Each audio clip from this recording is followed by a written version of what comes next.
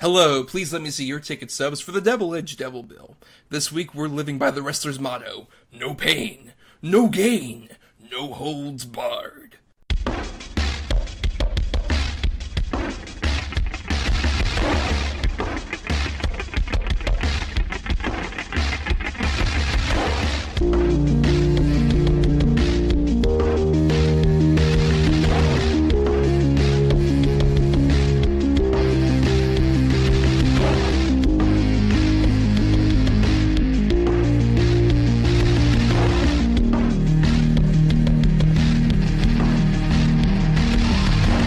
Each week, Adam Thomas and Thomas Mariani will come to the table to discuss the randomly selected yin and yang of a double feature.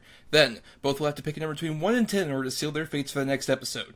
One will have 2 good movies, the other 2 bad ones. Let the chaos begin. And oh yeah, brother, I'm Thomas Mariani. Oh yeah, and I'm Adam Thomas. Are we just dueling Randy Savage? Yeah, because I don't know what else to do.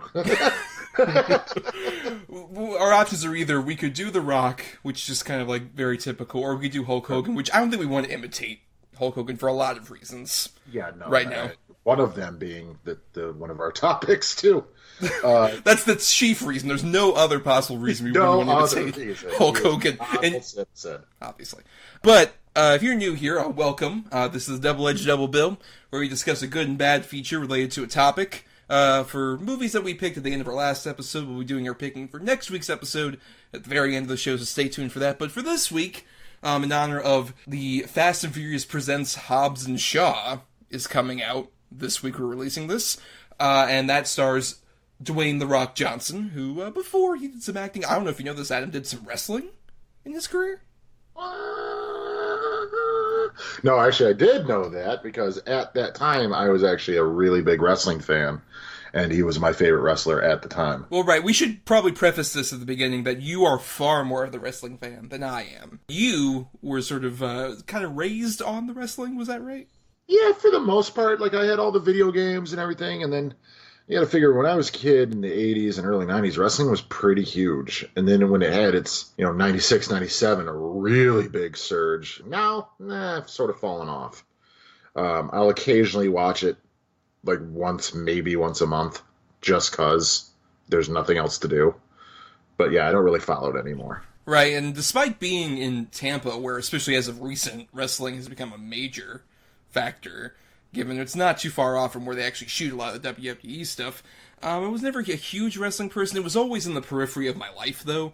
I have, cousins, and especially even now, friends, past guests of this show even, who are huge wrestling fans even to this day, that still watch. And wrestling, initially, I was, one of those, assholes who was just like, it's not real, right? They're not actually wrestling each other, right? And then as I grew up, I just kind of respected, it's performance. It's not too far off from, like a big sort of operatic display. I love there's the South Park episode that directly compared them to opera. Is the best. Which was pretty accurate. That's not real wrestling. But yeah, that's how I kind of feel. It's like it's much more performance. Though, Adam, I'm curious, given we're talking about wrestlers in movies, why do you think so many wrestlers, despite WWE having a production arm that makes movies, don't always make the best actors necessarily? Being able to physically perform and being able to emote are not at all the same thing, as I'm sure you're aware. And I'm fully convinced that some of them are not aware of that. That they think, we act out in the ring on a weekly basis, then we should be able to transfer to the big screen. And especially around the time like our Bad Choice came out, they were big guys, and action movies were the big thing. So you need a beefcake for your movie. You could easily tap into that potential. That's why nowadays, they're still trying. When WWE does their vehicles, they tend to do like action movies, just sort of so they can easily plug their stars into, because it's like, it's, as you mentioned, a beefcake, kind of fit into the wannabe Arnold Schwarzenegger kind of role. But even compared to like an Arnold has like a screen presence that a lot of these guys, quite frankly, don't especially have. They might have a wrestling presence, which involves usually like saying a lot of catchphrases, doing a lot of mugging, which God knows, especially in our bad feature, there's so much fucking mugging from all of the wrestlers that are in this movie. But it's not quite the same as like being a talented performer, though I would argue our good feature kind of shows a rare example of someone breaking that trend. Yeah, I definitely agree. Yes, and for reference, we are going to talk about first our bad feature, because there's not a lot to say about our bad feature, but weirdly, it kind of like our bad feature, which is No Holds Barred, starring Hulk Hogan, kind of feeds into a lot of the commentary that our good feature, Pain and Gain, starring Dwayne The Rock Johnson, is talking about. So we're going to go our bad feature first, then our good feature this time. And yeah, let's go ahead and get into 1989's No Holds Barred. Hulk Hogan is ripped. To the world, he's a hero. But to this man, he's history. No ring. No referee. No rules. No holds barred. This is an unprecedented display of strength and determination. This was your first time, right? This is the first time I've ever seen No Holds Barred. You'll always remember your first. Oh, yes. Which came out June 2nd, 1989, and is sort of the first WWE Films picture, which at the time it was WWF, and it was actually released weirdly. Their production company name was Shane Distribution Company in the credits. That's Vince McMahon's son's name. Okay, that makes sense, and Vince McMahon is a producer on this, along with Hulk Hogan, who was very popular at the time, and is one of the more recognizable wrestlers. Like, even as someone who's not a huge wrestling person, I was aware of Hulk Hogan. Oh, yeah. I mean, obviously, like, as a movie fan, probably his biggest turn is in Gremlins 2, which admittedly is amazing. You think the Grimsters can mess with the Hulkster? Well, whenever we talk about Gremlins 2, we will definitely talk about that. But, yeah, so, Adam, this was your pick, and, why would you say this represents all the bad elements of a wrestler in a starring role in a film? Well, you watched it, right? I believe I did. You tried to. Because this movie is just such a fucking weird, ego-driven vanity project. I mean, I mainly chose it for the clothes, I gotta be honest. Hulk Hogan's outfits in this. You can tell that him and Vince wrote this, or rewrote it. It's just so stupid. And it's such just a stupid plot. I mean, even the names of the things. Like this huge fucking sporting event with these underground fighters and the Battle of the Tough Guys. That's what you get. Oh, man. And just the stereotypical, Zeus used to be in prison. I know, I trained him. The saintly old black man who's there for one scene of exposition. Like, this is just a fucking joke of a movie. His brother, Zeus cripples his brother. And they kill a guy. Hulk Hogan kills the main bad guy at the end of this movie. There's no question. Yeah, he kills that main bad guy, and I guess is like assisted murdering Kurt Fuller, who admittingly, as many issues as I have with this movie, Kurt Fuller is not one of them. I love Kurt Fuller. He's so good. And I think he's a very underrated character actor. You might have seen him in like Ghostbusters 2 was the same year, where he was playing the Walter Peck proxy in that film. Yeah. Among several other things. If you see this guy, you recognize his face. 100%, yeah. Yeah. For my first time watching No Holds Barred, weirdly it feels like when I was a kid and I didn't really watch wrestling, but I heard wrestlers made movies, this is exactly what I would have imagined a bad wrestler's movie would have been. Yeah, totally. It's about wrestling.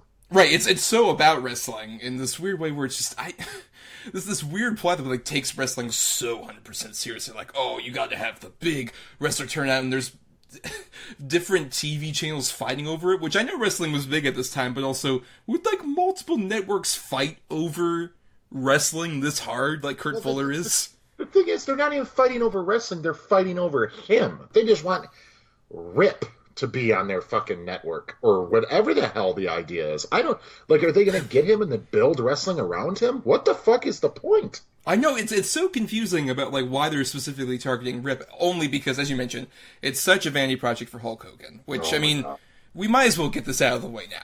That Hulk Hogan is a complicated figure, to say the very least. Yeah, he's a racist who fucks married women. Yep, yeah, he does that. Let's just put it out on Front Street. He seems to be quite an awful person. Though there's this weird, complicated legacy of him being so attached to wrestling just as, like, a figure. To the point where, like, he's such also a big figure in even Tampa, my hometown, to where, like, when I was underage, I snuck into his bar on, like, the big New Year's Eve festival thing that he did for, I think it was near the opening of his bar, and he was there and everything, and he was doing the whole Hulkamania thing, everyone was all around him. This was a few years before the Gawker incident, which we won't go quite into necessarily, and now they're making a movie out of that, with Chris Hemsworth playing him, which, how do you feel about that? I don't think Hulk Hogan needs to make any more money off this stuff. Stop giving this fucking guy money because of these scandals. Enough. Yeah, and even with all that removed, watching this movie where that was several decades ahead, Hulk Hogan doesn't have much of any screen presence beyond mugging, and also looking like a sentient hot dog.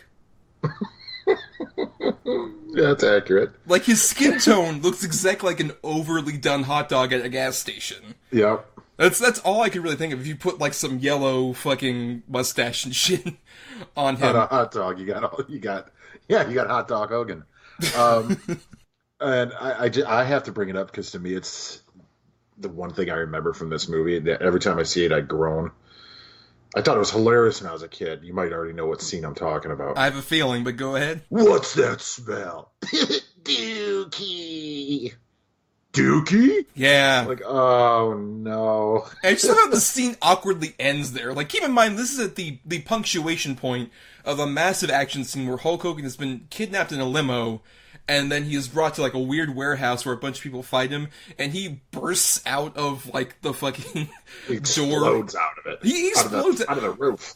Which, I mean, like, this whole sequence, I was like, man, if this movie's like this whole sequence, I might have fun with this a bit more, because this is just ridiculous in a way that's, like, at least, like, almost supernatural, so I can have a bit more fun with it. Then the Dookie moment happens, I'm like, oh, I don't know about this. And then that scene actually is, like, the last time he appears in the movie for, like, 20 minutes, because they focus so much on, like, Kurt Fuller and his lackeys, who are played by David Paymer, who's another recognizable character actor, and Charles Levin.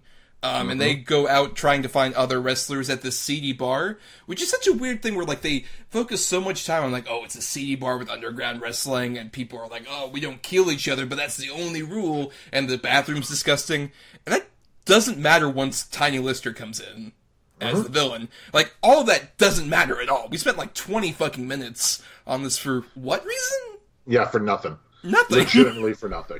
for a couple funny bits.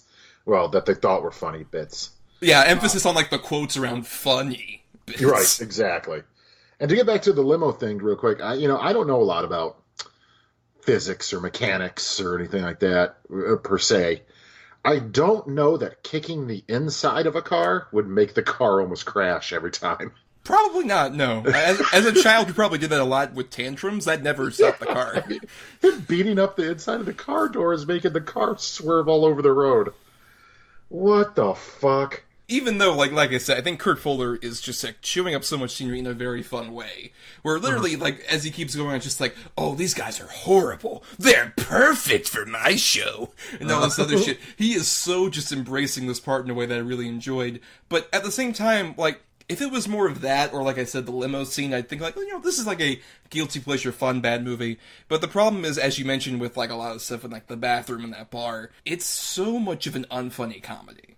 Like, consistently the whole way through, in a way that's, like, really brutal to watch go through. Honestly, the funniest stuff for me was either Kurt Fuller being over the top, or, as I kind of mentioned, Zeus Tiny Lister is the villain of this movie. And I kind of love how much he mugs in this movie. And all he does is yell. He just screams and he walks like Frankenstein over to with people. With that unibrow. What is going on with that? Especially because, like, it's not just a unibrow. It's like he saw it was a unibrow and he's like, okay, I gotta shave some of this. But he shaved the right side of it instead of the middle. For whatever reason. It's like, oh, something's off here. There we go. Oh, there you go. Even now. And Kurt Fuller creates just so much crime. Oh, horrible, blatant, like, abuse, especially where it's like, they treat wrestling so seriously that there's a point where, like, they have the second round of the match of the tough guys, and it's in a steel mill. Like, a real steel mill, and, like, Zeus Tiny Lister fights this guy in the middle of the steel mill, who's just like, oh, I'm gonna cripple him, and he kind of cripples him, and just like, can we, like, draw the line somewhere? What the fuck even is this? Right, he's kidnapping, what's it, Jacqueline Bisset, or whatever her name is? What is her name? I don't even remember. Are you talking about the love interest? Yeah, that. Joan Severance. So, yeah, Joan Severance as Samantha Moore. And crime just follows Rip around anywhere he goes, too. Like, of course, he goes into that diner where the southern waitress is like, oh, baby, I love you. Emphasis on a southern black waitress, which made this even worse considering modern context. Horribly worse. That she's like, oh, you're the only man I ever really wanted to be with. If I wasn't married, oh, man, I would be so...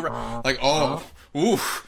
Especially in that bright fucking blue and white one-piece spandex outfit he wears. Yeah, but then, criminals just decide to rob that full diner in the middle of the day. Yep.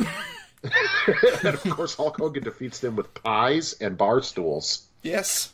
Oh, fucking hell.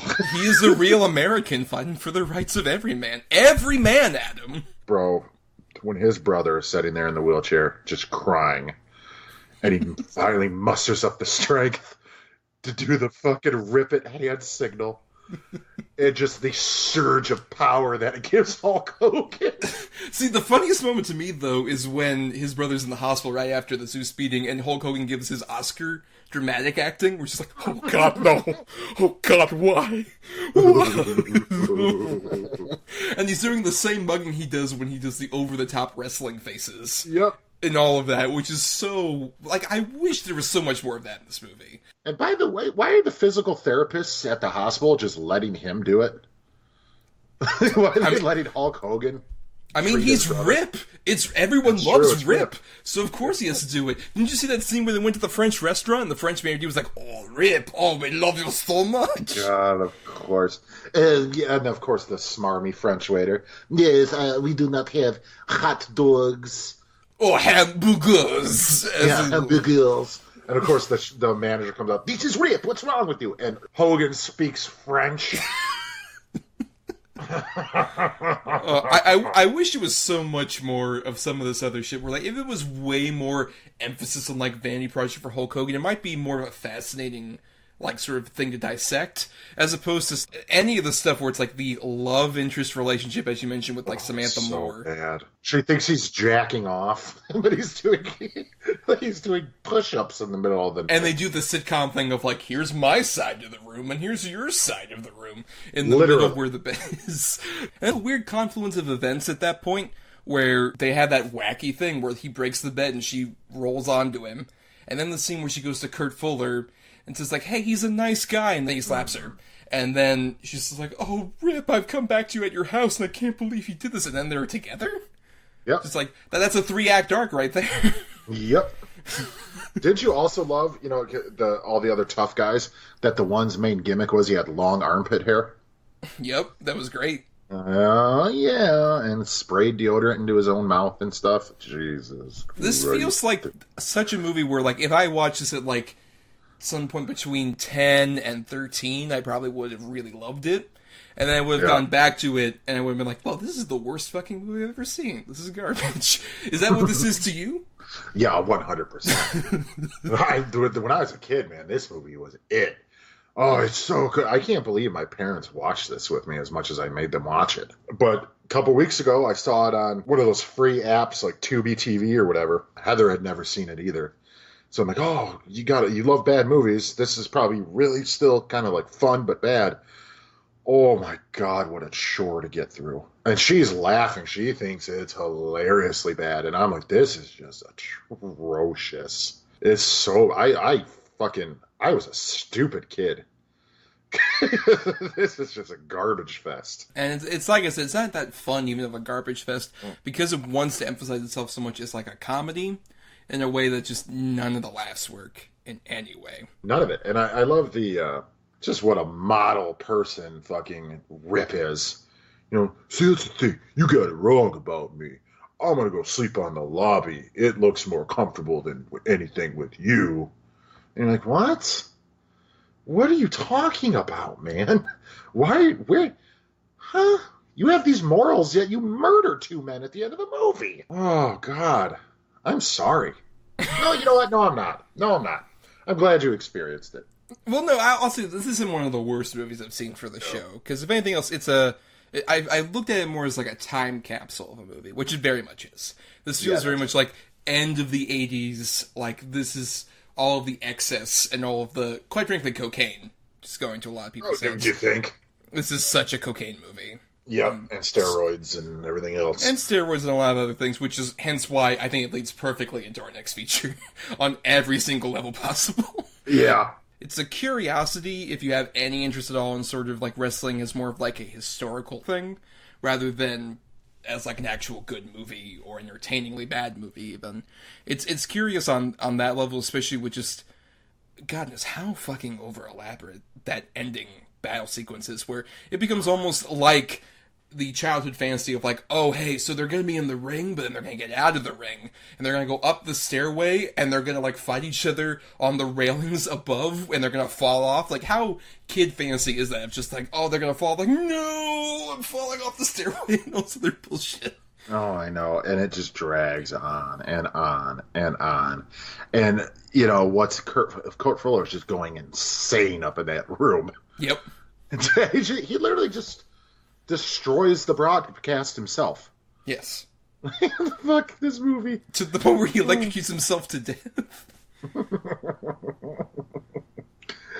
And then, like, in real wrestling, they brought Zeus into the real world. Mm-hmm. Like, that's the thing. He didn't come out as Tiny Lister. He was Zeus. And if I remember right, the whole angle was that, you know, you can't actually beat me. We only did that for the movie. And they wrestled each other, I think only once, maybe twice, in the real world. The quote-unquote real world. Right, but that doesn't make any fucking sense. That is the craziest shit I've ever seen. That is insane. Fucking all bets were off. And like you said, cocaine. It's so cocaine-fueled. It really is. Given how much we are saying that Hulk Hogan's pretty much a terrible lead for this, that there's any time that, like, he's, like, especially the scene that, like, really got me, we're like, okay, sure, Hulk Hogan, was a bit where Samantha Moore's talking about, like, hey, let's look at his marketing ability, he has a huge TV following, all this other stuff, which I can believe Hulk Hogan would have had at this point. He's just like, Rip wants to tell you, the character, that my biggest pursuits outside of the ring are my charity work. Sure. Fucking right. Sure, Hulk Right, Hogan. yeah. Would you say Hulk Hogan is the worst wrestler turned actor? Yeah, probably.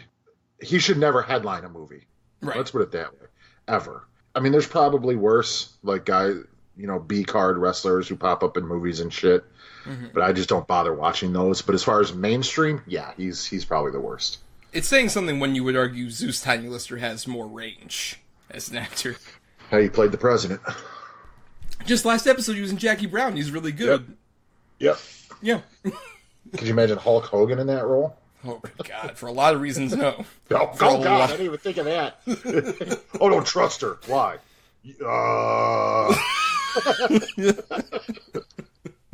Yeah, for sure. I think we've exhausted a lot of No Holds Barred, so your final thoughts, Adam, on No Holds Barred. It's a comedy that doesn't land, led by a problematic, to say the least, lead. And it's just an ego trip of a movie. It's nothing in this movie really works. I do agree with you that Kurt Fuller's good in it, and the whole limo scene would work if the whole movie was up to that fucking just hyperactivity.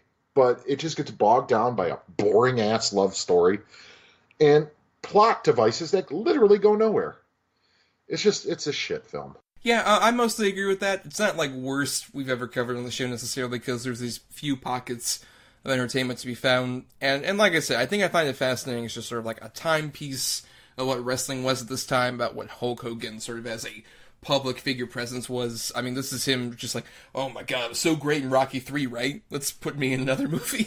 Give Thunderlips an entire vehicle. On that level, I find it fascinating, but at the same time, it's not anywhere near a good movie, nor even a entertainingly bad movie. It is a curiosity to kind of put on the shelf to the point where, like, even from what I've heard in wrestling, it's become like a public joke, right? Yeah. Oh, No Holds Barred. Yeah, it's got a little bit of a cult following. I mean, as you'll see later in our feedback section, a lot of people know of this movie and have seen it. But I would say it's definitely more on the joke side as far as where it falls.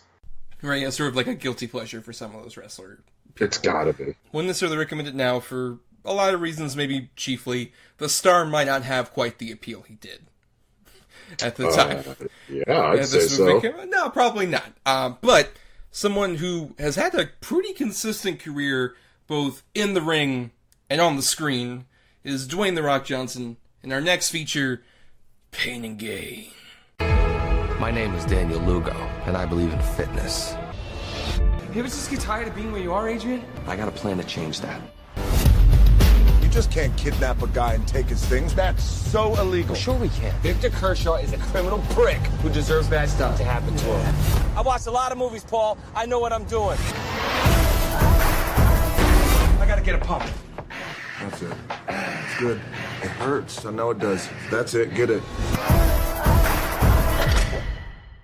So, Pain and Gain came out April 26th, 2013, and is directed by Michael Bay. And this is our first Michael Bay feature, Adam, who's a director that gets a lot of shit, quite frankly, in ways that are deserved on some level. I mean, if you're talking about a Transformers movie, no question.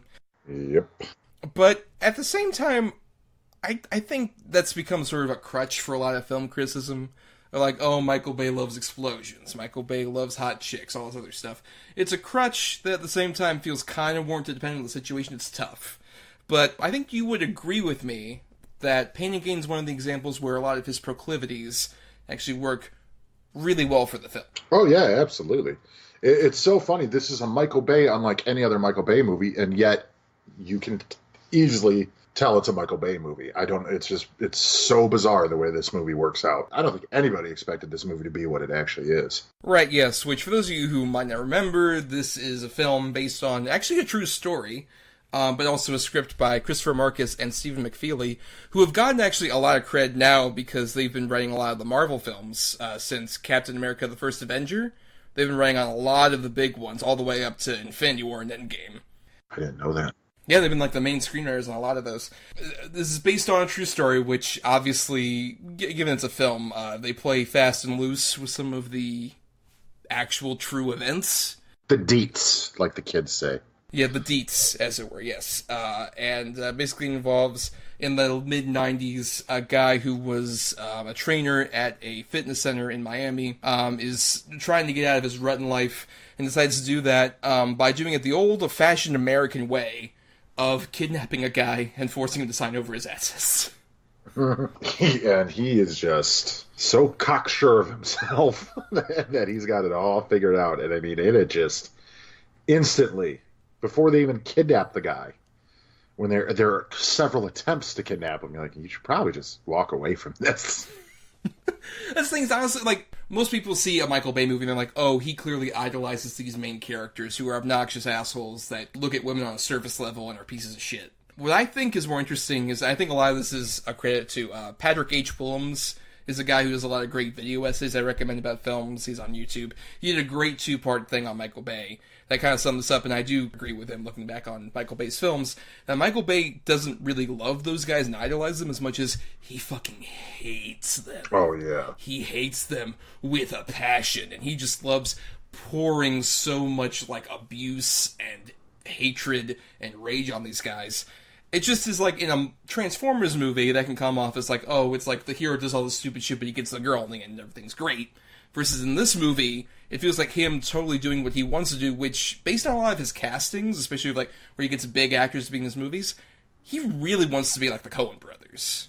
If you look at his filmography. Like, Francis McDormand's in Transformers 3, so is John Malkovich, John Turturro, in a bunch of his movies. This guy clearly wants to be Joel and Ethan Coen. But this is the first time he's ever actually able to push that out. Only the Coen brothers love their, like, stupid, affable criminal characters. Michael Bay fucking hates these guys. Yep, I'd say that's very, very accurate. And I remember too when this movie came out, a lot of people were like, "Oh, he's making them all so sympathetic and these horrible criminals, who really did murder people and things." I don't watch this movie and think he's making them sympathetic at all. No, I think he shows them for exactly what they are—a bunch of fucking morons who are just idiots who are trying to fucking rob, cheat, and steal their way to the top. I can see more of the criticism is like the 180 of that toward Tony Shalhoub, who plays the guy who gets kidnapped, which admittingly, Tony Shalhoub is great in this movie. He's so good. What a scumbag. He's so great. But at the same time, I can see where like some people might be like, that might be like villainizing the guy who got victimized, which might be arguably the worst part of the movie. But the thing is, just because a guy's a fucking prick and an asshole doesn't mean he deserves any of that shit. I mean, right, exactly. So he's an asshole. So what? He probably, you know how many guys like him there are? I mean, these fucking all too self-important. I earned all this, so I can act however I want. Blah blah. Yeah, they exist. A lot of them. Doesn't mean he deserves to get kidnapped and tortured and extortion and everything like that. But right, still at the same time, they're definitely emphasizing on, like, the three guys who we should mention. It's not just the one wrestler, but also Mark Wahlberg is our main guy, who, this is probably the best use of Mark Wahlberg's meathead persona ever. I 100% agree. This is arguably one of his best performances as well. Oh my god, he's so good, especially whenever he does that narration. And weirdly, like, in 2013, I could see more people like, man, this is really cynical, it's really bitter, I don't know if I can really appeal to this. In 2019, this plays so much more darkly fucking accurately. Yeah. in so many ways. Like, there's so many points where he says the whole line about, like, we want to make America a nice place again. Yeah. Yep. Yeah. Without a doubt. That, like, it plays so much more in a way that's, like, sadly, darkly comic, but still, like, so clearly much like Michael Bay is playing these guys as total assholes. And along with him, there's Anthony Mackie, who had been in movies before this, but I would argue this was the movie where I'm just like, man, this guy is, like, a multifaceted actor. Like, I had seen him in, like, 8 Mile and Hurt Locker and some of this other stuff, but this was a movie where it's like, wow, this dude's able to play especially comedy so well. Mm-hmm. Where, like, the whole thing about him and, like, how he, like, gets breast milk from a pregnant woman, and he likes to drink that with his steroids. He's like, more breast milk for me, fine. He just drinks it. He is so willing to make fun of himself, especially with, like, how his big thing is he has a small crooked dick that doesn't work. To quote the man, yes, that's what it is. And his scenes with Rebel Wilson, who I also think kind of gets misused in a lot of comedies, I think this is a pretty perfect use of her, too. I agree. I think they play so well off each other, where it's like there is still an attraction, but at the same time it's totally based on, like, a weird sexual fascination with each other. Yeah. It's like a weird fetish that they both have, and they just go wild with it. Well, I think this movie's pretty much perfectly cast all around. There's not really one performance in this and I'm like, I could have done without that. I mean, Ed Harris, always good, and he's good in this. Mm-hmm. I don't know that a private detective would be sent to the Bahamas and allowed to shoot a suspect. Right. My few issues with, like, his character more have to do with the actual character, in terms of it's just like, oh man, I'm just a totally straight-laced guy, and I've got a wife, and everything's fine, and nothing's wrong with me. I'm retired, but I'm coming back into it to help Tony Shalhoub, who's constantly in just, like, this terrible situation. It feels a bit neat. It feels just like, oh, we need to have one moral goodness character in the middle of all this. I agree. Yeah, that's a good way to put it. I never thought about it like that. But I think he kind of hit the nail on the head with that one. I think he's good in it, but at the same time, once he started coming on screen, I sort of found myself waiting until we got back to Mark Wahlberg and the other two. Right, which we haven't mentioned our third guy. The reason we're doing this movie is Dwayne "The Rock" Johnson comes in as the Paul Doyle character, who's like a composite of several other conspirators that help these guys out. It is a miraculous performance from Dwayne "The Rock" Johnson. I think it uses all of his skills so perfectly, where he's so fucking funny, but he's also intimidating, because this is the biggest he's ever gotten for a movie. He's massive. Huge. He is so terrifyingly big. But at the same time, I love the fact that he is this massive giant Hulk, but at the same time, he's kind of trying to be a weird, gentle giant, but he's also too much of an asshole to be a gentle giant. He's, like, really into Jesus and being religious and being sober and everything else. but he's just a maniac. Until he becomes addicted to cocaine, which is like the zenith of this movie. When he becomes addicted to cocaine, it's so fucking funny. Why would you make me do that? Jesus blessed me with many talents, and one of them is knocking someone the fuck out. It's so good, especially because like I love his weird accent he does where he's slightly nasal, more so than he usually is in the movie. And it's this perfect thing where he's just like, hey, I'm trying to be good, but also, man, I love substance abuse. I wonder if that was a choice because of the cocaine. I mean, he has it even before he does cocaine, but maybe it's like a past thing. Well, like he's also recovering, right. Right. The whole performance for when he thinks like, what's the best way to get out of this situation? I'll steal from a bank. And that whole chase sequence. Oh, it's so funny. Phenomenal. It's so good. It feels like a Coen Brothers-y sequence where it's just like, this is a crime gone horribly wrong. And this big guy tries to I love when he tries to beat up the cops with like the hairdryer thing. He steals. So good. It's so great. And it's also incredibly well shot. Like, I love the way that Michael Bay uses his style in this movie where it's so like oversaturated and pristine to where it's like trying to present like this is the idealized version of what these 90s guys think they can get away with. And at every step it's just showing, oh no, this is all artifice and you're completely fucking up. And this movie just looks like Miami. Yep. I mean, it totally 100% through the way it's filmed with the filters, the wardrobe choices, the colors, everything. Like, this is clearly Florida. Yeah. Not to be insulting, but you live there, you know. No, what are you talking about? I live every day and it just doesn't look anything like this at all. There aren't massive giant douchebags who are around. And even like, they get that particular element of it so right, where especially like at the very beginning, Mark Wahlberg's going around just like, I can't believe people can't live up to their full potential. And he like looks at some fat people who are trying to actually exercise. He's just like, look at those pieces of shit. I know people exactly like that. I'm a fat guy that goes to the gym. I see people like that every day. Oh yeah, I love that after the murder happens, and Mark Wahlberg's kind of like freaking out, and he's doing curls, and The Rock's sitting there talking to him. He's like, look, what happened? I mean, you killed a guy. Yeah, that's right. Good pump. Get it going. Anyway. I know how hard it is. Keep it up. There we go. It's so fucking perfect. My favorite use of The Rock in the movie is when Mark Wahlberg is giving that bullshit neighborhood safety meeting, and The Rock is just coked out of his mind. And he goes behind the thing and stores coke. He's like, ooh, baby, that's the one. You touch her, I'll fuck you up. That's pretty great. I also love Annie Youssef with him and Tony Shalhoub when he's kidnapped. It's got that Hebrew nickname for him. Right. You're a Jew, right? Yes. Jesus, my Lord and Savior, is going to save you. Oh, how'd you do that? Wow, I didn't do that. I would almost watch a whole movie about those two. And then later on, even when like it gets really like the darkest joke probably in the whole movie is him trying to grill the handprints off the hands. Oh my God. And he goes outside, just like, it was getting smoky in there, dude. You gotta grill this stuff outside. And like right before that, he just sees the lady across the street, like, hey, how's it going? Oh man. What's the matter with you? You look like shit. I feel like I look pretty great. What they do to those poor people. I mean, the horse tranquilizer in the one. And you're like, oh no. The whole time I'm watching this movie, you're just going, no, you idiots. So, I mean, granted, I don't want to be like, no, commit your murder better. But you're like, Jesus Christ, how can you, I mean, just, you're fucking it up at every turn possible. I mean, the whole chainsaw bit is dark comedy gold. Yeah, it gets caught in her hair. And he's like, you know why? Because it says it's made in China. That's why it's cheap Chinese bullshit. And then they try and return it with the hair. And she's like, sir, there is fur on this. We'll see no damn fur in there. What are you talking about?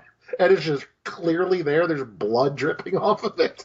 No, this movie is a very, very, very well done dark comedy. And I really enjoyed this on a rewatch. No, yeah, because, like I said, it plays so much better now in context of, like, these guys are walking contradictions at every level. Oh, yeah. They come in, they're just like, we believe in the American dream, you gotta work hard, you gotta play hard, but then we're gonna completely do a shortcut in order to do something. Exactly. And they do that constantly, and it's so much of a pitch-perfect dark satire of, like, all the worst stuff in America that has become more and more of a shining light now, in recent years.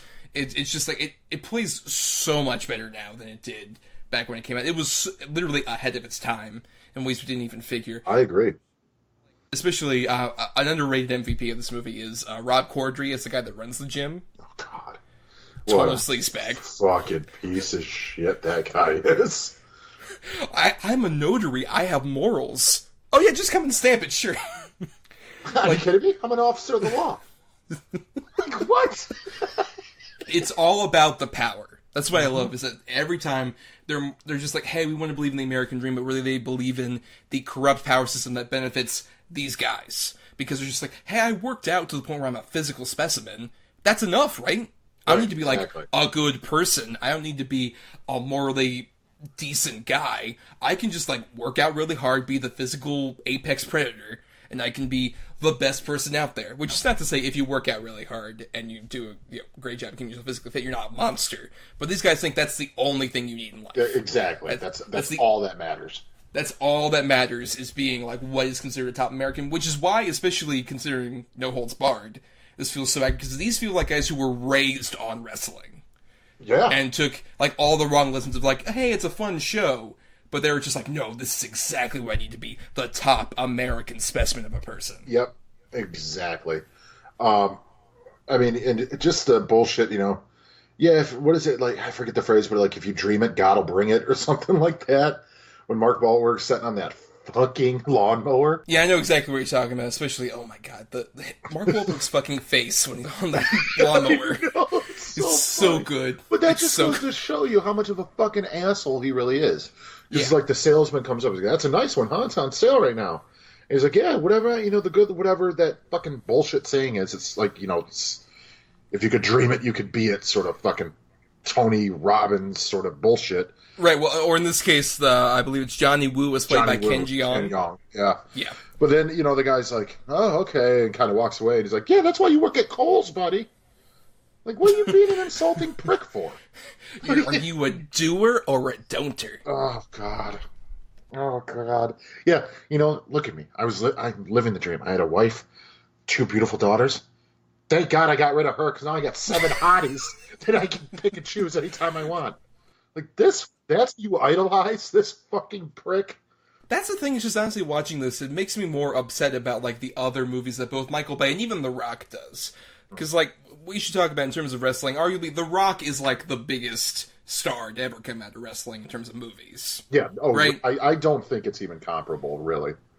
Right. Honestly, if I'm not mistaken, for at least, like, the last 3 or 4 years, has consecutively been the top earner in motion pictures as far as actor. That's right, insane. Even when his movies don't do as well, which is like the biggest bummer to me, is I think The Rock is an incredibly talented performer. Uh-huh. And I just wish that he would pick better directors to work with. It's weird saying that Michael Bay is one of the better ones he works with on the usual basis. Right. Because, like, so many of his features feel like, okay, we're going to do, like, a big budget version of, like, what the WWE does for, like, The Marine starring John Cena, or whatever the fuck. Yeah, like that fucking Skyscraper, San Andreas, and all this, and Rampage even. You're like, okay. But then you watch something like Jumanji, and you really, his comedic timing is spot on. Oh, God, and even in the trailer for Jumanji, too, him being Danny DeVito. Oh, my God, and Kevin Hart as Danny Glover. That's so perfect. I think Look that's the thing. It's like, are we in Florida? All that shit. Like, I'm very interested to see what that. And that's the thing. I just wish he stretched himself more, because he tends to like kind of isolate himself in these pockets. Just like, I can be either like Fast and Furious action hero, which to be fair, even in like the worser versions of those movies he's done recently, he's like the highlight. Oh yeah, absolutely. Yeah. But at the same time, I still wish he would do sort of weird, chancier things like this, or Jumanji, as you mentioned, kind of playing against type, especially more comedic parts where he's playing against his big, buff persona. Like, that's what worked about the second Jumanji, is that he played, like, a insecure teen inside of The Rock's body. Right, who's smoldering as his fucking super ability. Right, yeah. Or even in, like, a movie I really hate, and I don't like it all, like Southland Tales. I fucking hate that. He sticks out so much, though, as, like, a really weird persona of, like, I'm an action hero who's become, like, a secret agent, and I'm gonna, like, play this super macho seriously in a way that's kind of funny, like the whole, look, I'm a pimp, and pimps don't commit suicide. It's, like, the best part of that movie, because of how he delivers it so sincerely. Like, that's the thing, is, I think he really needs to just, I think, emphasize on just doing more interesting, weird parts, like this especially. This is so unlike the more, like, 4-quadrant attempts he's done at being a like big action hero, Right. in a way that I wish he would emphasize more on. I'm not super psyched about him getting into the, either MCU or DC, EU sort of deal. I much prefer for The Rock to keep doing standalone action movies or something, like you said, something like this, exploring it. Have him do PG-13 kid-aimed action movies and stuff. It works for him. He's good. And then occasionally do like a Hobbs and Shaw, ultra-violent action movie. His comedic talent is just spot on, and it's so good to see and kind of refreshing that a guy who looks like him with his physique, who's been in the businesses that he's been in, will totally make fun of himself at every turn. He does not care. He is not super protective over his ego at all. That's another reason why I think he's lasted and been as big as he is. I could see like a John Cena trying to go in that route too, especially with like his performance in Blockers and stuff. Taking a beer up the ass, but he lacks the charisma, I think, that The Rock naturally has. It never feels forced with The Rock, and I think that's also another reason why he's stood the test of time and been as big as he is. Like, he just feels natural in almost every role he's in. Like, it feels like it works for him. It feels like the opposite of sort of like the problem you had often with like a Stallone or Schwarzenegger in like the 80s and 90s, where it's like, oh, hey, this big buff guy is your average citizen coming in trying to help. Mm-hmm. It feels just more like The Rock is like, can be that average guy, but he just works out a lot. Like, he feels like it works for him in that way because there is a humbleness to him. There isn't that much ego. I completely agree. Which is why he's probably the most successful wrestler turned actor in history, just because of that.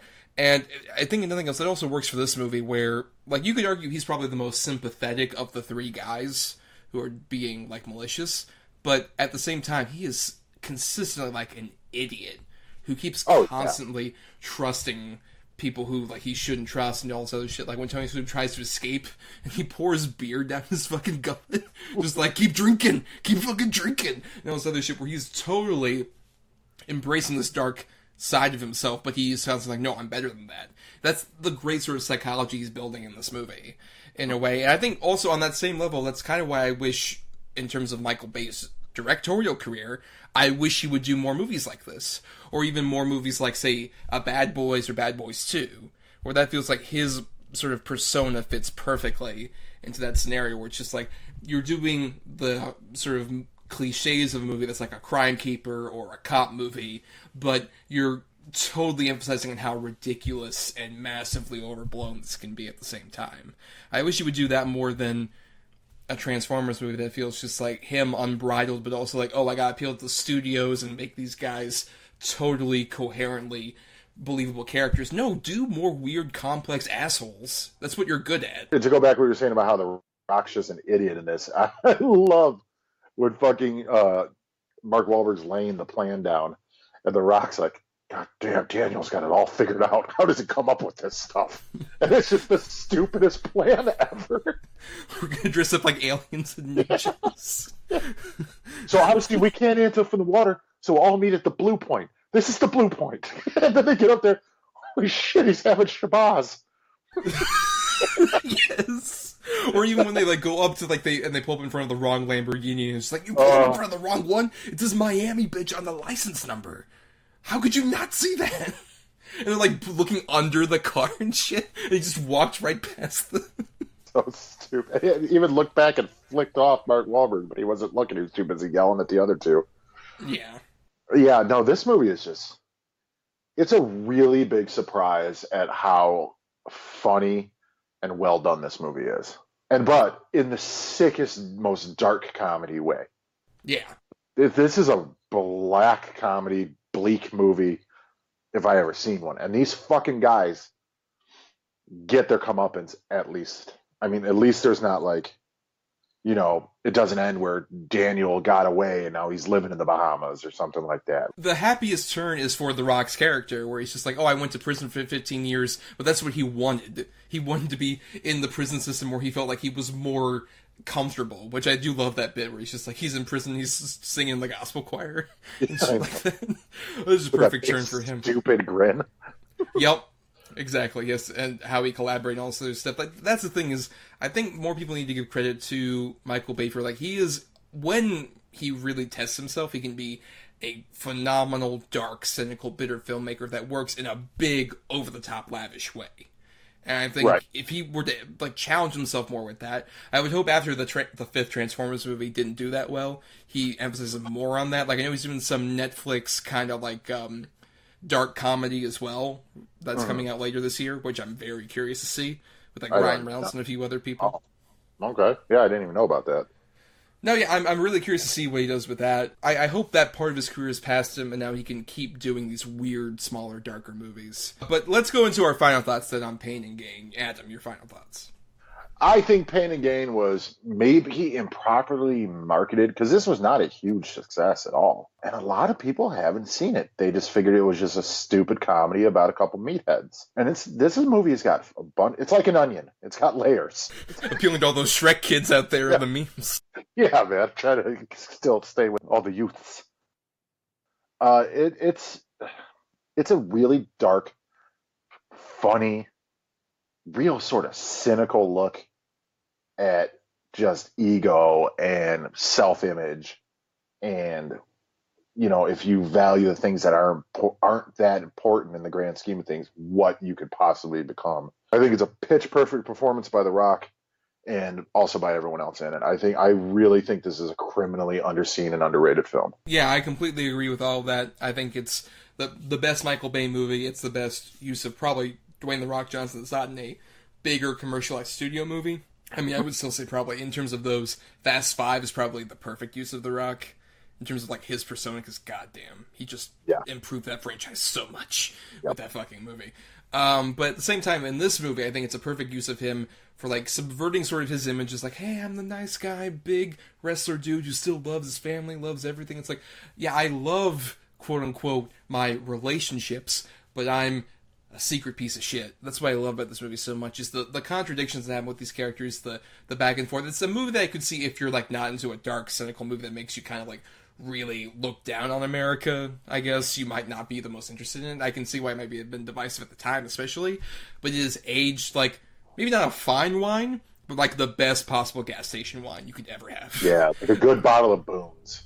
Oh yeah, that's what this feels like. It's the best possible example of the trashiest alcohol you could possibly ingest. It's a great example of like what Michael Bay can do, what Dwayne The Rock Johnson can do, what Mark Wahlberg can do, even when Anthony Mackie, who's been in bigger, high profile movies, and all these other people can do in the trashiest perspectives possible. It is a great dark satire that is aged perfectly in a way that, like, if you ignored it when it came out about 6 years ago or so, definitely revisit it. This is a very insightful, if lavishly over-the-top movie that more people need to see. So, that is the end of our double feature discussion here for the evening.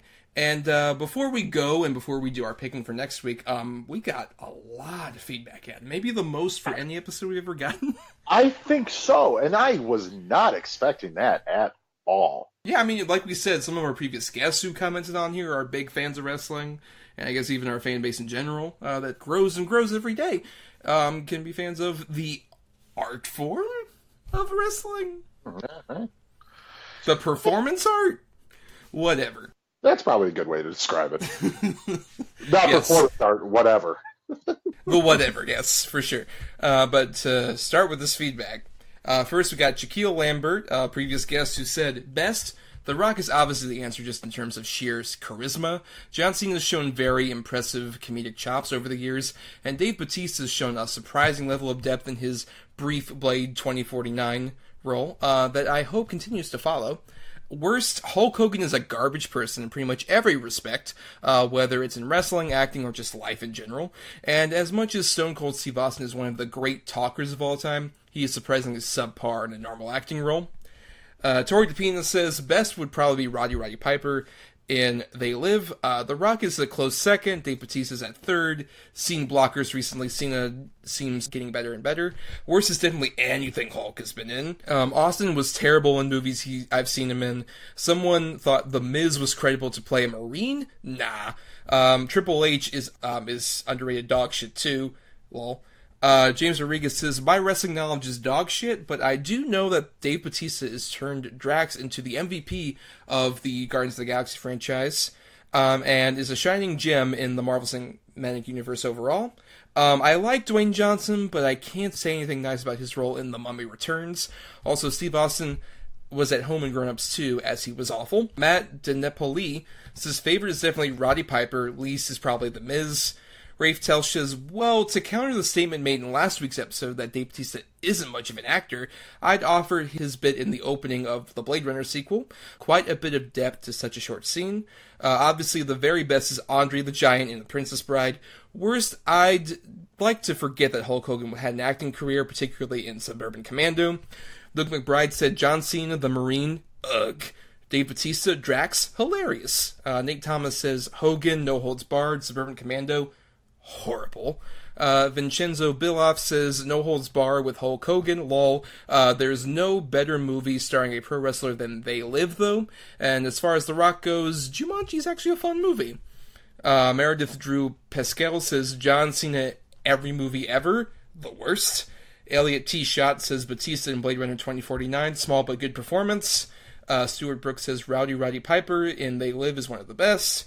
James Travis, The Rock has improved, but his movies still suck, lol. Ryan Lindley says, worst, Hulk Hogan in Suburban Commando. John Slattery says, Andre the Giant in The Princess Bride's the best, and worst, Tor Johnson in Plan 9 from Outer Space. And Lance Langford of the Horror Returns podcast says, the best performance from a wrestler in a film, for me, is a very loaded question.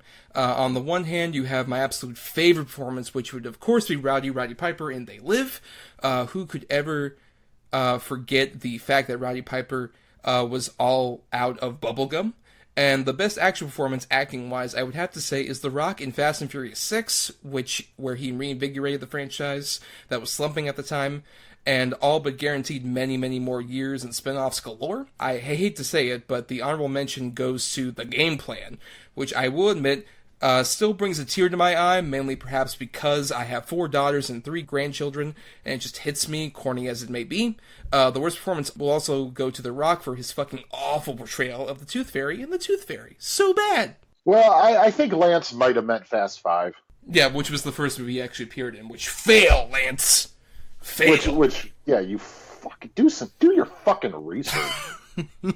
Christ, you were what the wrestling fans would call a jobber. I'll eat shit on the Batista thing about Blade Runner. I didn't even think about that. He was really good in it, but again, it was like a minute, guys. That is a fantastic performance. Like, he's just cooking, he's quiet, he's got his glasses on, and then he gets to be a wrestler at the same time. It is such a great use. I do agree, though, that we got to see that in a more long-form context. I think he could be incredible. And even in, like, the Guardians of the Galaxy movies, I would argue especially considering going into that first movie, like, I knew, Chris Pratt, I knew Zoe Saldana, even Vin Diesel, and Bradley Cooper, but Drax was the, one where it's like, wait, some wrestlers playing him? I don't know how that's gonna go. And he kind of stole that first movie, especially. He was so fucking phenomenal. Yeah, I mean, I still lean that Chris Pratt definitely stole the first one, I think, but I think he was the biggest surprise, for sure, was Batista. Maybe it's because I'm a comic book fan or whatever. I don't know. I just don't like the way they've done that character. I've heard it's not true to the comics. At all. In the comics, he's a real, genuine fucking threat. Like, he's a bad, bad dude. But it's a movie, so they can do different things. Who gives a shit? I just like that he doesn't do anything. Like, the biggest thing he did was kill Drammen Hansu in the first one. In terms of actual violence, I guess I agree, but it's more just that personality of that character, where especially him playing off the other Guardians is so perfect. It's just like, oh, that went over your head. Nothing goes over my head. I have really fast reflexes. My reflexes are too fast. I would catch it. What are you doing? How long have you been standing there? An hour. An hour? Yes, I've trained my body to move so perfectly slow that I become invisible. Watch. That is eating. Right. That's so much more important to the character to me than him doing any big over the top action bits necessarily. I think he does such a great job of playing a character who is big, beefy, intimidating, but the subversion is just he's kind of a moron, but in a lovable way. I think he plays so well off those other characters, even when he gets to be sincere, at the end of the fucking first movie when he pets Rocket. It's so great. And even when he's talking to Mantis in the second movie, I think he does such a great job of being honest and emotional, but without really being conscious of it at the same time. He does such a great job of like building off that. I think a lot of that obviously is due to James Gunn's writing, but also I think Batista's performance does an incredible job of displaying a lot of that. Yeah, all right. I do agree with what people were talking about with John Cena, at least some people. I don't think he's the worst necessarily. No, I don't either. No, because even, like, you mentioned Blockers, which is phenomenal, but also even in the Amy Schumer movie Trainwreck, he has a small part in that. I was going to say, he's so fucking funny in Trainwreck. He's really fucking funny. The movie theater scene, oh my god. Where he doesn't know how to properly insult anybody. Yep. It's so funny. But he's been in some really shit films. Like, 12 Rounds in the Marine are awful. I haven't seen The Marine, but 12 Rounds, I agree. Trying to play him as a sincere action hero is not the point. It doesn't work. It does not work at all. But then you see him in Bumblebee, and I thought he was actually pretty good in Bumblebee. Yeah, I loved him in Bumblebee. Yes. Speaking of a better version of a Transformers movie, like Bumblebee. Transformers movie. The best Transformers movie. Oh, easily, yes. Of course, they live. I mean, how can We've talked about that elsewhere, which is why we didn't discuss it here, but admittingly, yeah, that's a phenomenal use. Because, like, John Carpenter clearly knew who Roddy Piper was as just, like, a wrestler persona, and really played to that in his script, and it's so great. It's the perfect mix of, like, being a wrestler persona, but also just, like, a weird kind of subversion of the typical American hero, quote-unquote, at the same time. It's so good. They Live is an amazing movie. You know, it's great. And, the alley fight, for God's sakes. Of course. It's one of the best things ever put to cinema. I never saw Grown Ups 2, but I have seen other Stone Cold Steve Austin movies, and yeah, he's pretty awful. Even, like, the first Expendables, I remember him being just like, why the fuck is he even here? It's the same thing with, like, isn't Randy Orton a wrestler, right? And he's in those fucking movies? And I never get it. He was in, like, 12 Rounds 2. Yeah. Oh, God. And there's, like, I think there's 6 Marine movies now. I've heard, yes. Oh, for fuck's sake. Shout out to the Sequels podcast, just did, I think, Marine 6 with The Miz on their Miz, show. Becky Lynch. Yep. Oh, good God. But some of these other Hulk vehicles, which I had seen prior to, like, No Holds Barred, like Suburban Commando, or even one that wasn't mentioned, but Santa with Muscles, if you've never seen that. Oh, God, like, no, I've never seen that. Oh, it's one of the worst. Wasn't he like Mr. Nanny or something too? I think so. Yeah, there's some kind of like thing where it's like, oh, it's Mrs. Doubtfire playing off of that, but it's him. It's a big Hulk Hogan in a tutu or some bullshit. And you're like, oh, okay. Yeah. Oh God. Yeah. No, I actually liked Suburban Commando when I was a kid. I probably kind of still like Suburban Commando. I think Suburban Commando is the perfect use of Hulk Hogan in a movie. Not to say it's a good movie, but as far as anything he's been in, I'd argue that that's the best use of him. Yeah, but Gremlins 2, though. Oh, that's true, but that's like a cameo. I'm talking like one of his starring vehicles. I'd say that's probably his best lead role. Sure. I know. It's a terrible film. But, I mean, Christopher Lloyd's great in it. And he was frozen today. Yeah, I was frozen today! Yes. No, but there's some charm to the movie. Like, if it were somebody else other than Hulk Hogan, I think that movie would be more loved than it is now. Just Hulk Hogan is so bad in it. Yeah, I mean, you know what? A shout out to one who wasn't mentioning any of the feedback, but one that I guess most people don't know, and even I wasn't aware of until I was, like, even doing research for the good picks. Lenny Montana in The Godfather as Luca Brasi. Oh, that's right! He was a wrestler. Yes. Yeah, absolutely. That's a good one. No, it's one of the really good ones. Yeah, and that's the thing is, like, even, we didn't talk about this, but the history of, like, wrestlers doing movies, even before WWE, you have, like, in the 50s, old wrestler pictures where they tried to emphasize on, like, oh, wrestlers in their element doing movies. Yeah. The fucking luchador movies out of Mexico. Yes. Like El Santos and the Blue Demon. I mean, there's hundreds of them. That was a huge, huge market. And I don't know if you've ever seen any of those. I've heard of them, I haven't seen them. Oh my God, they are awesome. They're so crazy, but they're awesome. I highly recommend checking out some of that Santo and Blue Demon movies.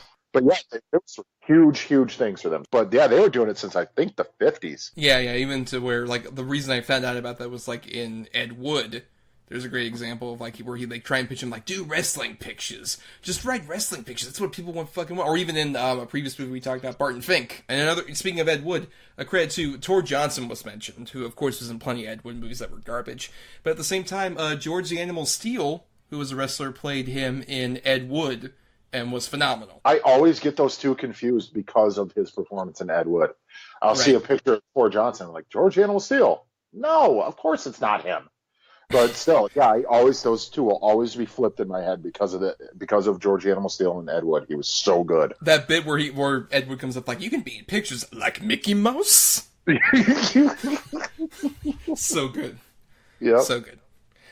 But thank you for all that feedback there. But we had some feedback in reference to our last, one of our previous episodes, where Jonathan Habden McHale, another previous guest, said, not even a week after episode 63 comes out, we get a trailer for Tom Hooper's musical remake of The Island of Dr. Moreau, which of course is jokingly referenced to the Cats trailer, which came out around Comic-Con, which, you saw that, Adam, right? Isn't that interesting?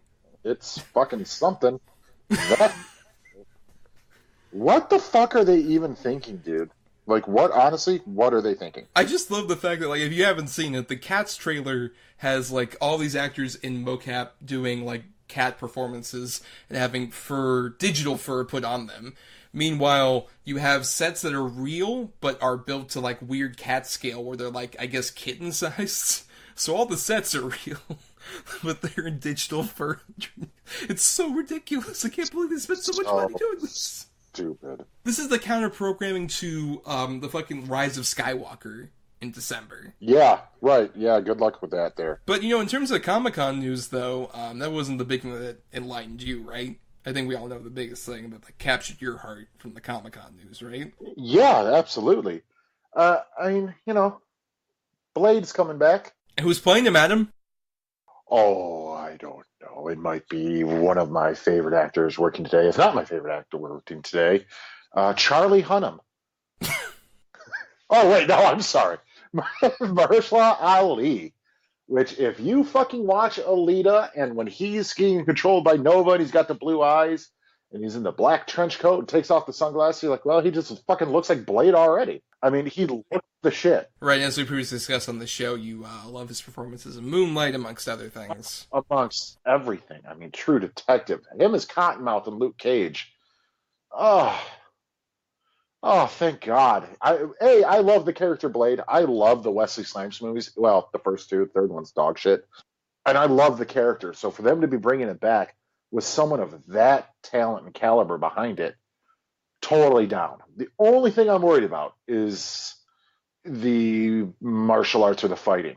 That's what I'm curious, if it's going to look choreographed or not. I mean, that's not my biggest concern as much as it's Marvel, so I wouldn't be surprised if they don't do an R-rated movie, which kind of feels counterproductive. Well, yeah, but they've already come out and said that they're not opposed to doing that either.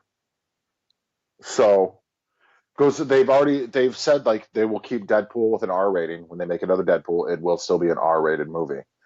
So I can't see them. But does Blade have to be rated R? That's my question. It doesn't have to be. I mean, I guess not necessarily if you, like, shoot it right. I guess you can make it PG-13. I guess. I don't know. If anything else, this is the best thing to come out of, like, Green Book. Because he talked about, like, immediately after I won the Oscar for Green Book, I'm like, I want to be Blade. To Kevin Feige. So it's like, hey, that piece of shit movie at least got something to us. Right, we got something out of it.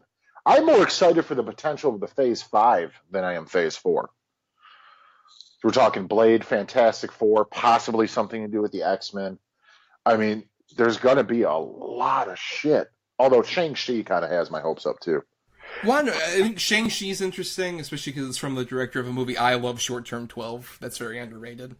I think I'm very curious to see what that director does. And even some of the other stuff, like Doctor Strange and the Weird Multiverse movie, that sounds interesting. The Multiverse of Madness? Multiverse of Madness, that's such a weird title. I love that. Yeah, we're totally leaning into like horror and Lovecraft for it. Right, which is cool, and Scott Derrickson's doing that again, so of course that sounds interesting. And even Taika Waititi's coming back and doing Thor: Love and Thunder, where Natalie Portman's coming back as Thor, which is so cool. I never expected her to come back. Not at all, no. That was the biggest surprise of that panel. Honestly, like, even compared to Blade, I'm just like, Natalie Portman's coming back? No, insane. Wow. If those Marvel easily stole the show easily with those announcements. There's no question. But the Cats trailer, though, Adam.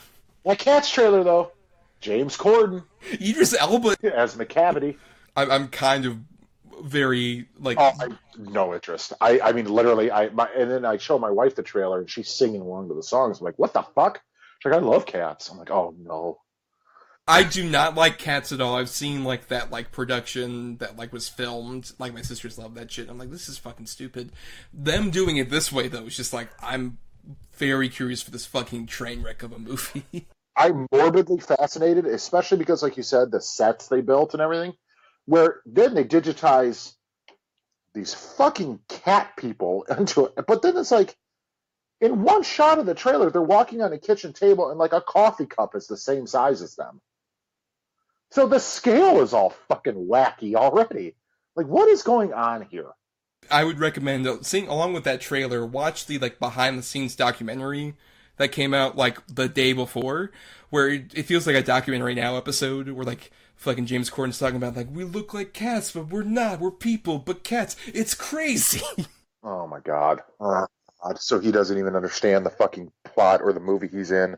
Well, I don't think anyone understands, because, like, the thing is, they're not even wearing mocap suits in that. They're just wearing, like, normal clothes. Right. And they're just going around these sets. So it's just, like, especially, like, when you look at Jennifer Hudson, just, like, I'm belting out my fucking version of memory throughout this whole thing. Creepy looking. When it shows really singing, I'm like, this is terrifying. It looks like her face is trying to escape her body the whole time. Oh, I'm so morbidly curious about that movie. But thank you all for that feedback, and we also want to thank some other people before we get to our picking for next week. We want to thank Chris Oliver for the intro and outro music used on the show. Listen to more of his music at chrisoliver.bandcamp.com. Thanks to Emily Scarta for the art for our show. She accepts commissions at fiverr.com/EEScarta.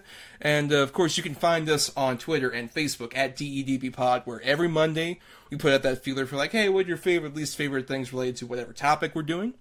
And you can also send feedback to doubleedgeddoublebill@gmail.com for that. And you can also find me at my own individual account at NotTheWho'sTommy on Twitter and Instagram. I'm there.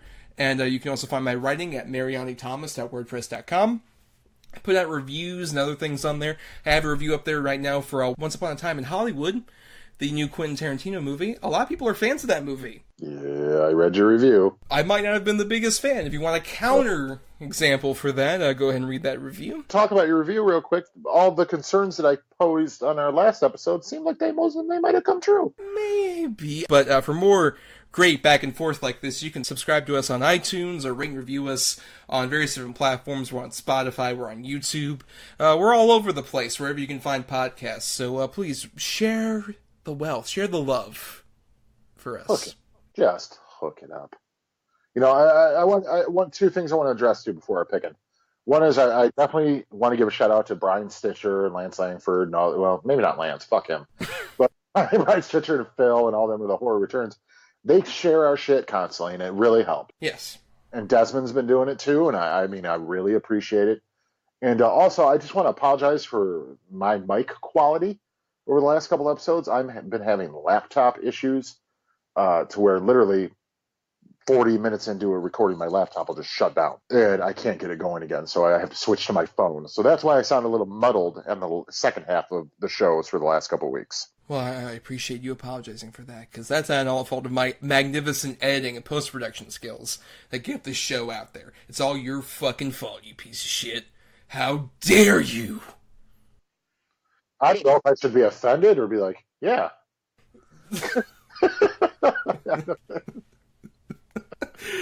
Oh, no, I love you, Adam. But now it's time to do our picking, which in honor of Scary Stories to Tell in the Dark is coming out from writer-producer Guillermo del Toro.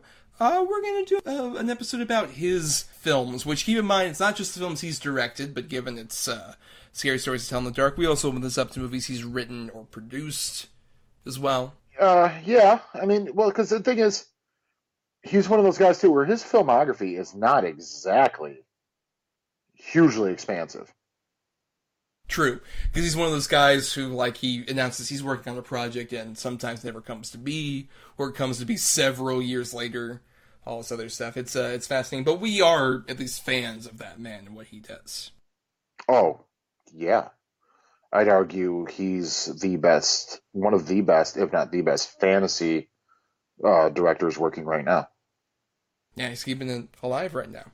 But to celebrate that, you have the good picks, Adam. So you have all that potential good picks on your end, and I have the bad picks, which is, I think, why we opened this up to movies he's written or produced, because even the ones he's directed, not too many bad ones. Let's put it this way. There's not one movie he's directed that I don't like, but there are some that I like a lot less than others. Of course, yes. So, Okay. for those of you who might be new, at the end of the episodes, we each have these two movies and we've assigned numbers between 1 and 10 for each of them. And Adam has done that for his two good picks. I've done that for my two bad picks. And each of us will also pick numbers between 1 and 10 to get closer to whichever good or bad pick we get. So for Adam's two good picks, I'm going to pick number between 1 and 10. So I'll do number 6. At number 8, I have Kronos. Del Toro's vampire movie. And his first feature. Wow.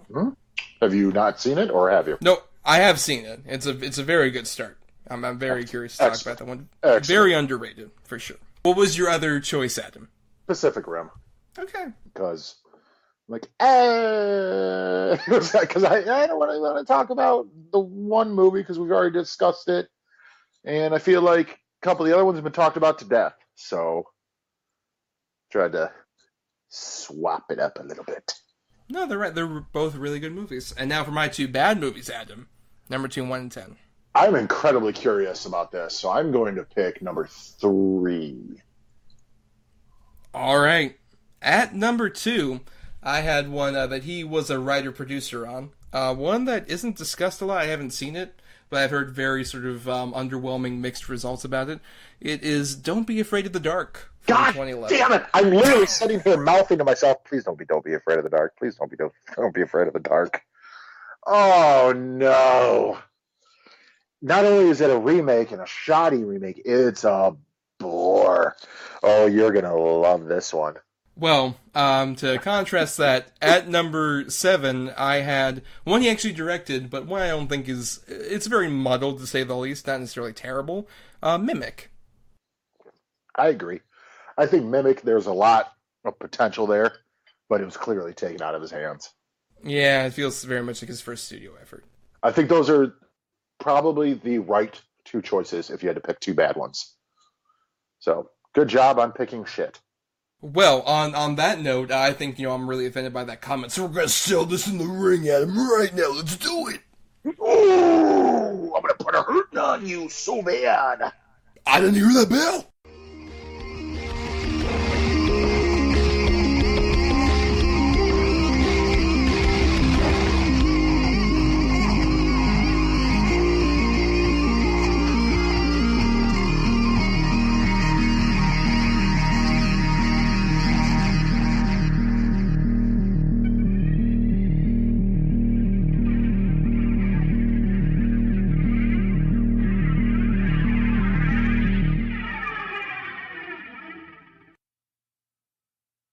I am a real American.